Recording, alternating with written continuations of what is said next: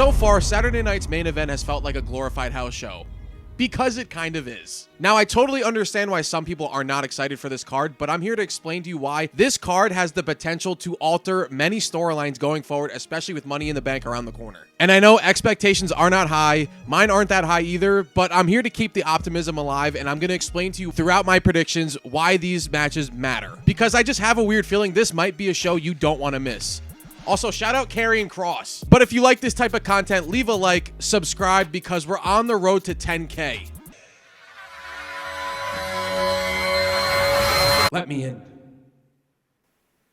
Now, here are my Saturday night main event predictions. Now, I have a strong feeling that this is going to open the show with John Cena versus R-Truth. Again, some people aren't excited for this match, but weirdly enough, I think this is one of the matches that totally makes sense because of this storyline. Something that was a small joke for R-Truth throughout the years has turned into something that could possibly alter the entire storyline of John Cena's heel turn. Because John Cena is R-Truth's childhood hero, R-Truth has even said that he grew up watching him, which is literally impossible because R-Truth is older. It's a whole joke thing. It makes sense as to why this match has to happen. R-Truth is the embodiment of the fans, and it really displayed that in the interview that R-Truth had with Wade Barrett. And I think it's one of my favorite R-Truth promos he's ever done because it took away the comedy part of it and it made R-Truth a little bit serious, and I do like that. And I feel like this could be a storyline changing match for the entirety of the rest of John Cena's career. Because at the end of Backlash, there was a moment where John Cena stopped and really just stood there, and you could see the regret in his face as the fans were chanting, "Thank you, Cena." And I love that they did that because it just shows that John Cena is still struggling with all of this,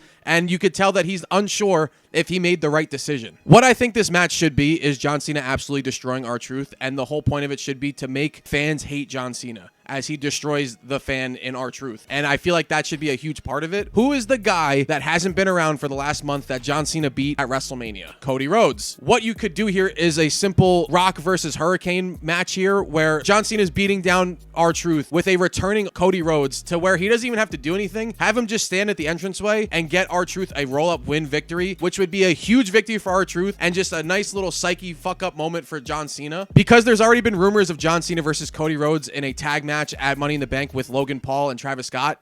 Ew. I feel like that's the direction they're going to want to go, and what better way to do that than to set it up now at Saturday night's main event. Make it interesting. Make that match much bigger than it has to be. He's just one of those characters that everybody loves, and I feel like if he got a huge win at Saturday night's main event, it would just make the show that much better. So I can't believe I'm going to say this. I'm going to put my neck out on the line here. I'm picking R-Truth in this match. Next is Drew McIntyre versus Damien Priest in a steel cage match, and I'm actually excited for this match because this is like the fun match on the show. I love steel cage matches. I think they're a lot of fun. I think these two work very well in the ring together, so they're going to have a banger match, but I do hope that this is the feud-ending match between the two of them. I don't think these guys should fight again for a very long time. I'm a huge fan of the both of them, but I feel like they need to start doing different things. We're on the road to Money in the Bank. We're on the road to SummerSlam. They should be doing much different things besides just having these like hardcore matches together. But they are fun. I do enjoy them a lot. Not putting much thought into this. Just give me Drew McIntyre here because Damien Priest got the one-up on him at Backlash when he chokeslammed him off the freaking thing through the table. I'm going to take Drew McIntyre here, getting the final laugh, getting the last laugh, and then moving on to something else while Damien Priest maybe competes for Money in the Bank. Next is CM Punk and Sami Zayn versus Seth Rollins and Bron Breakker. And I was so nervous at first that this was going to be the match where Sami Zayn is going to turn heel and maybe join Seth Rollins and Bron Breakker. But I really don't think that's going to happen because I feel like the clear direction right now is either Seth Rollins versus Sami at SummerSlam or Sami Zayn winning the Royal Rumble and fighting Seth Rollins at WrestleMania, depending on whatever Roman's doing. I don't think Sami Zayn should really ever turn heel again because he's just such a lovable character. He has that Daniel Bryan type of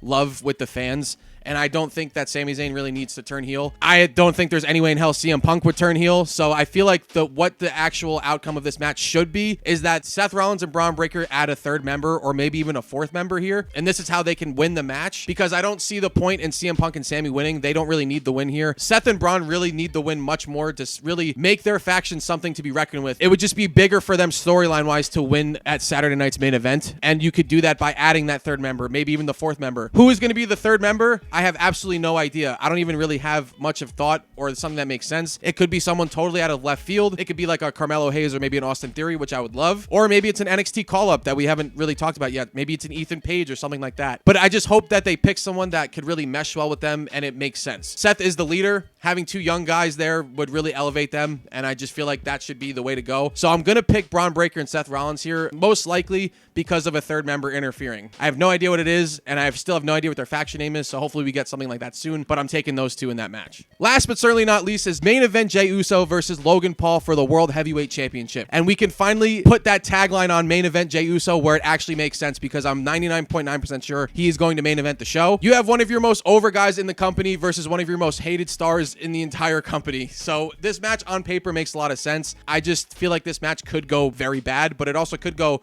very good. It really just depends on how they pull it off and what they're going to do. And with the rumors that Jey Uso and Logan Paul might also be part of that tag match with Cody Rhodes and John Cena, makes it very clear to me that more than likely Jey Uso is going to retain here, and he should, because that would be insane for Logan Paul to win. I would hate that. I do feel like at some point Logan Paul is going to be a world champion, and I hate that thought, but I don't think it's going to be anytime soon. This is another match, though. I don't think you have to put too much thought into it. Hopefully it's a good match. Give me main event Jey Uso in here, retaining his World Heavyweight Championship. Let me know what you think below. I hope it's a good show. I'm trying to be really optimistic here and not try to shit on it, so we'll see what happens. Let me know what you think.